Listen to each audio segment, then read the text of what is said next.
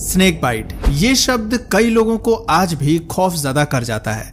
उस पर भी अगर वाइपर, ब्लैक मांबा और कोबरा जैसे जहरीले सांप आपके सामने आ जाएं, तो लगता है कि बस अब मौत के दरवाजे पर ही खड़े हैं। आज जहर से लोगों को ट्रीट करने के हमारे पास कई तरीके हैं, कई एंटीडोट भी हैं, लेकिन इन सब की शुरुआत इलेक्ट्रिक शॉक से हुई है। जी हाँ, सही सुना, इलेक्ट्रिक शॉक से। कब, कैसे और क्यों, चलिए आज जान लेते हैं इस वीडियो में। स्नेक बाइट को इलेक्ट्रिक शॉक से ट्रीट करना, ये बात दकियानुसी लगती है ना? और लगे भी क्यों ना, आज दुनिया भर में एंटीडोट जो बन चुके हैं। जहरीले से जहरीले सांप के जहर को ट्रीट किया जा सकता है, फिर इलेक्ट्रिक शॉक की क्या जरूरत है? आज तो इसकी कोई जरूरत नहीं है, लेकिन मेडिकल साइंस हमेशा से इतनी डेवलप्ड नहीं थी और तब सांप के जहर का तोड़ डॉक्टर्स के पास भी नहीं था। ऐसे में मरीजों का इलाज कुछ ऐसे तरीकों का इस्तेमाल से किया जाता था जो काफी वियर्ड था। लेकिन जब साइंस अपने प्रयोगात्मक फेज में था और उन्होंने तभी एक एक्सपेरिमेंट भी किया। साल 1980 वो दौर था जब वैज्ञानिकों के दिमाग में एक महान एक्सपेरिमेंट ने जन्म लिया। उन्होंने स्नेक बाइट, स्कॉर्पियन बाइट और विनोमिनस एंट बाइट से अफेक्टेड पेशेंट को एक नई जिंदगी देने के लिए कुछ नया करने का सोचा। ट्रीटमेंट के तौर पर उन्होंने पेशेंट को स्टन गन से इलेक्ट्रिक शॉक दिया। जी हाँ, बिजली का झटका। साइंटिस्ट ने अफेक्टेड एरिया के पास शॉट मारा। हालांकि ये बिजली के झटके छोटे थे, लेकिन काफी पेनफुल थे। इस ट्रीटमेंट का फायदा था कि आमतौर पर जिस दर्द से ठीक होने में 1 घंटे लगते थे, वो इलेक्ट्रिक शॉक से 15 से 20 मिनट में गायब हो जाता था और लोग सांपों के जहर से नहीं मरते थे। कुछ केसेस में लोग इलेक्ट्रिक शॉक को आधे घंटे तक भी फील करते थे, लेकिन इसके कुछ नेगेटिव इफेक्ट्स नहीं आके गए। एक बात तो साफ थी कि ये ट्रीटमेंट कहीं ना कहीं तो काम करता था और वैज्ञानिकों को एक बड़ी अचीवमेंट हासिल हुई थी। जहर को बिजली से न्यूट्रलाइज करने के बारे में पहले किसी ने नहीं सोचा था। दूसरी बात, इस तरीके से एंटीडोट बनाने जैसे एक्सपेंसिव मेथड को अवॉइड किया जा सकता था। युद्ध पर जाने वाले आर्मी के लिए यह तरीका काफी काम का था, क्योंकि मेडिकल हेल्प ना मिलने पर वो इस तरीके को इस्तेमाल में ला सकते थे। सुनने में अच्छा लगता है ना? लेकिन जब सच में ये तरीका लैब में किया गया और पूरी साइंस कम्युनिटी ने इस पर रिसर्च की, तो ये कारगर साबित नहीं हुआ। हालांकि इस पर काफी आर्टिकल्स लिखे गए, लोगों के बीच इस जानकारी को भी दी गई, लेकिन कई साइंटिस्ट कम्युनिटी ने इसे पूरी तरह से गलत करार दिया। उनका मानना था कि बिजली के झटके से सभी जहर को ट्रीट करना एक इत्तेफाक हो सकता है, लेकिन हर तरह के जहर पर यह काम नहीं कर सकता। उनकी बात भी कई मायनों में गलत नहीं थी। वैज्ञानिक मानते थे कि शॉक से भले ही स्नेक बाइट का दर्द कुछ देर के लिए कम हो सकता है, लेकिन बिजली के झटके से इसे पूरी तरह ट्रीट नहीं किया जा सकता। ये केवल आपके शरीर को थोड़ी देर के लिए नंब कर सकता है। ऐसा ही कुछ इलेक्ट्रिक कैटफिश स्ट्रिंग रेस के केस में भी होता है। लोगों को जब इस मामले के फेल होने के बारे में जानकारी दी गई, तो उन्होंने मानने से इनकार कर दिया। वो विश्वास करते थे कि स्टन गन से निकला हुआ बिजली का झटका उन्हें ट्रीट कर सकता है और वो ठीक हो सकते हैं। कई लोगों ने ये आजमाने के लिए इम्प्रोवाइज टूल्स का भी सहारा लिया और इसे खुद पर आजमा कर देखा, लेकिन इसका कोई इफेक्ट नहीं हुआ। ये सब अपनाने वाले लोग एक तरह से बेवकूफ बनते रहे। एक आदमी ने तो हद ही कर दी। जब उसके पेट रेटल स्नेक ने उसे काट लिया, तो अस्पताल जाने की बजाय उसने अपनी कार बैटरी से खुद को बिजली का झटका देने की कोशिश की। इसके लिए उसने स्पार्क प्लग को अपनी जीप पर सेट किए, लेकिन जब इससे कोई फर्क नहीं पड़ा तो इसने झटके की स्पीड बढ़ा दी। थोड़ी देर में उसे बचाने के लिए हेलीकॉप्टर वहां पहुंचा। तब तक उसकी हालत और भी ज्यादा खराब हो चुकी थी। हालांकि वो जिंदा था, लेकिन अपनी बेवकूफी के चलते जान भी खो सकता था। हॉस्पिटल में उसका पूरा ख्याल रखा गया और कुछ दिनों में डिस्चार्ज कर दिया गया, लेकिन इस तरह की बेवकूफी भरी सेल्फ ट्रीटमेंट बहुत कम लोग करते हैं।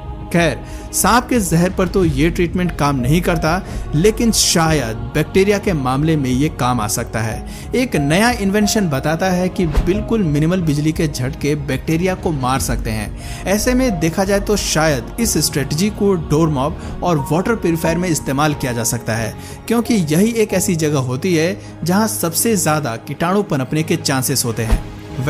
2010 से कुछ बिजनेसमैन ने इस तरीके पर काम भी किया है। हालांकि इस तरह की टेक्निक के कुछ साइड इफेक्ट भी होते हैं, लेकिन अगर उस पॉइंट को साइड रख कर देखा जाए तो बिजली को बहुत चीजों में इस्तेमाल किया जा सकता है। जहां पर भी बैक्टीरिया होने के चांसेस ज्यादा होते हैं वहां इस मेथड को यूज किया जा सकता है। रिसर्च बताती है कि चार्ज्ड वाटर ज्यादा प्यूरिफाइड होते हैं। इसका मतलब है कि बिजली के इस्तेमाल से कई फायदे हैं, लेकिन हम इसे हमेशा इस्तेमाल में नहीं ला सकते। इसका पहला कारण है कि यह बहुत महंगा होगा। दुनिया की आबादी के हिसाब से हर चीज को साफ करने के लिए बिजली को इस्तेमाल में नहीं लिया जा सकता। इसका एक और कारण है कि यह हर चीज के इन्फेक्शन को नहीं रोक सकता और हर तरह के बैक्टीरिया को भी नहीं मार सकता। नॉर्मल बैक्टीरिया को खत्म करना तो इसके बस में है, लेकिन दूसरे वायरसेस और इन्फेक्शन फैलाने वाले बैक्टीरिया को मारना इतना भी आसान नहीं है। इससे पता चलता है कि बिजली के इस्तेमाल से ना तो स्नेक वेनम ट्रीट किया जा सकता है और ना ही हर तरह के बैक्टीरिया को खत्म किया जा सकता है। ये तकनीक उतनी कारगर नहीं है और शायद इसी वजह से आज भी उतनी ज्यादा इस्तेमाल में नहीं है। खैर, अब बैक्टीरिया और वायरस की बात आ ही गई है तो जरा ये सोचिए कि हमारे पहले पूर्वज खुद को कैसे बचाते होंगे। उनके पास तो बिजली का कोई ज्ञान भी नहीं था और वो ना ही बिजली शब्द को जानते थे। बीमारियों से बचने के लिए वो किस तकनीक का इस्तेमाल करते थे?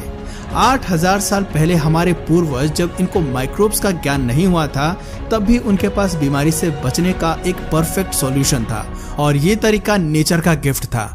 हम बात कर रहे हैं कॉपर की। बहुत कम लोग जानते हैं कि 3200 BC में भी लोग बीमारियों को ट्रीट करने के लिए कॉपर का इस्तेमाल किया करते थे। इजिप्शियंस ही वो लोग थे जो इस तकनीक को इस्तेमाल करना जानते थे। इसके अलावा 1600 BC में चाइना के लोग भी कॉपर कॉइन्स को दिल की बीमारी और गैल ब्लैडर में हुई बीमारी को ठीक करने के लिए इस्तेमाल में ला रहे थे। सुनने में ये सब अटपटा लगता है, लेकिन तब की महिलाएं अपने बच्चों को कॉपर के बर्तन में खाना भी खिलाती थी ताकि वो डायरिया जैसी बीमारी से मरने से बच सकें। दोस्तों, कॉपर का इस्तेमाल हमारे भारत में भी सदियों से होता है। इससे पता चलता है कि पुराने समय में हालांकि लोगों को बीमारियों की और विज्ञान की भले ही पूरी समझ नहीं रही हो, लेकिन उनके पास प्राकृतिक रूप से इलाज मौजूद थे और वो इसी के सहारे कई लोगों को ट्रीट भी कर रहे थे। इसके अलावा ज्यादातर बीमारियों के इलाज में कॉपर मेन इंग्रेडिएंट रहा है। इजिप्शियंस ने अपनी पुरानी अभिलेखों में कॉपर को आंख सिंबल से डोनेट किया है। इससे ये बात साबित होती है कि कॉपर वहां के लोगों के लिए एक आम बात थी। सरप्राइजिंगली हाल ही की कुछ स्टडीज हमें ये बताती हैं कि कॉपर हमेशा से इसलिए इस्तेमाल में होता आ रहा है क्योंकि ये काफी इफेक्टिव है। अगर आज भी इसे कुछ पौधे के साथ मिक्स करके सांप के जहर को डाइल्यूट करने की कोशिश करें तो ये असरदार है। हालांकि असर का अमाउंट काफी कम है। ये रिपोर्ट हमें एक पब्लिकेशन की तरफ से देखने को मिलती है, लेकिन ये कितनी सच्ची है इसके बारे में कुछ कहा नहीं जा सकता। जाहिर सी बात है कि सारी बीमारियों को एक ही तरीके से ट्रीट नहीं किया जा सकता।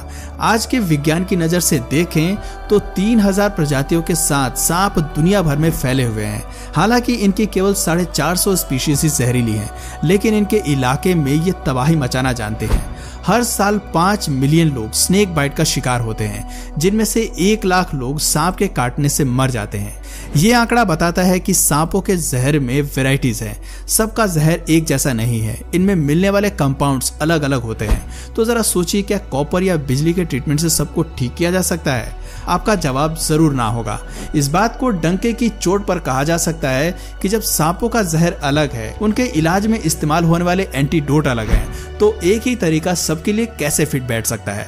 शायद यही वजह है कि इलेक्ट्रिसिटी से सांप के जहर को ट्रीट करने से कुछ नहीं हुआ होगा और केवल कुछ ही लोगों को लगा होगा कि ये असरदार है। आज भी सांप के जहर को स्टडी किया जा रहा है और नए नए एंटीडोट ढूंढे जा रहे हैं ताकि ज्यादा से ज्यादा लोगों को बचाया जा सके। जहां एक तरफ सांप इंसानों को नुकसान पहुंचाते हैं, वहीं दूसरी तरफ लोगों को बचाने का काम भी वही करते हैं। उनके जहर से एक नहीं बल्कि कई तरह की बीमारियों को क्योर करने के लिए दवाइयां बनाई जाती हैं और आगे भी बनाई जाती रहेंगी। तो दोस्तों, ये थी सांप के जहर से जुड़ी कुछ ऐसी पुरानी बातें जो कभी इतिहास में घटी हैं। अजीब बात है कि बिजली को भी कभी ह्यूमन ट्रीटमेंट के लिए इस्तेमाल किया गया है। तो दोस्तों, आपकी नज़र में इतिहास में सबसे वियर्ड ट्रीटमेंट कौन सी रही है, कमेंट करके जरूर बताइए।